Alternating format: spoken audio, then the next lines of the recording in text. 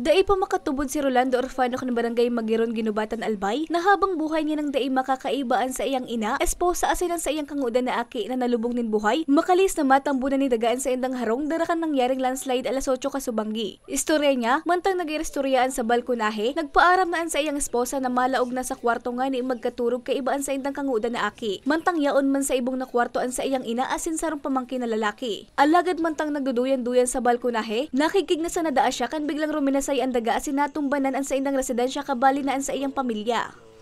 Yan sa akin ng lalambing sa mga kaskuyan.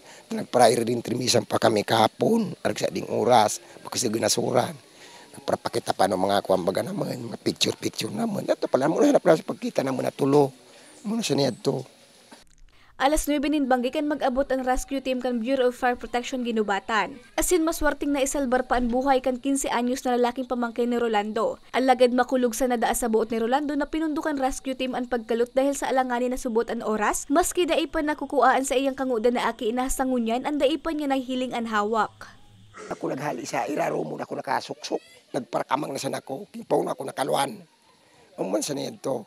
Nagbuilta pa ako, kinaikay ko pa talaga yan mag-ina na yan. Dahil ko talaga na, kuko, tulong balik ako. Kaya imposibleng nakalog ako dito. Pero sa mga rescue, yan ito din na nalulog. Ako nakalog, sina hindi. Tama yung pigang alasang ko, tanya nga tasiling. Ako nga ning gabi na sa tama ako, nakalog pa ako. Sinda, ura, so ibang nga ni. Nag-rescue sa mga kaiba ko may pangod ko, sagot sa mga diding ibang kwan, mga parintis ko. So ibang rescuer, hindi man nagatabang. Kaya mo sinurugan kong maray. Nagatabang siguro tulo. Partarambay man sana. Kinasabi ninda, diretso sa operasyon, naguruli na sinda, pinabayan ninda. Kaya man rawit ko sabit ko, sabi ko dapat dawa to. Hindi panago ko, binantayan ninda. Huwag ka nang didilagan ninda. Tagpo si Mayor, sabi niya, diretso sa operasyon. Ura naman naguruli na ubos. Paunong. Kaya man nilalatan ko sa buhat. Mas kikinta gara na yan to. Hindi din napigdilagan.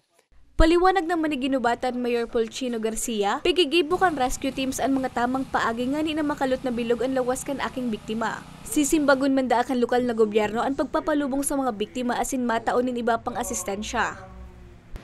Naiipit siya kay mga bato, ang lower body niya. Naiipit siya kay mga bato. Then sa nailing taman sa mismong site sa dito, so space para maka-extract, manu-mano extraction ka mga bato, boulders, so iba so walls na narunot, naipit talaga. So, talagang makalot ito hanggang maabot so certain feet na pwede na siyang i-pull out. Nag-lead, so they are doing their best para ma-pull out o dahil masyado maano so aki. But, rest assured na ipapapull out nito talaga ito unyan na iingatan so aki niya. Sigun kay punong barangay Jonathan Salting, daiman subot siya nagkulang sa pagpagirumdom sa sayang mga residente na mag-ibakwar. Ako po nakidumamay sa mga pamilya kasi mabubuot po sinda. Haloy ko na po silang midmid. Since naging barangay official po digdi ako, mga tao ko na po sinda. Pero asahan po nila na hindi po naman sinda pabayan. Yan po ang si-assure ko sanda. Sa ngunyan, nasa punerarya pa ang hawakan mga nagada na persona, mantang padagos man ang ginigibong retrieval operation sa pinakaaking biktima. Para sa mga baratang tatak Bicol, Regine Poy.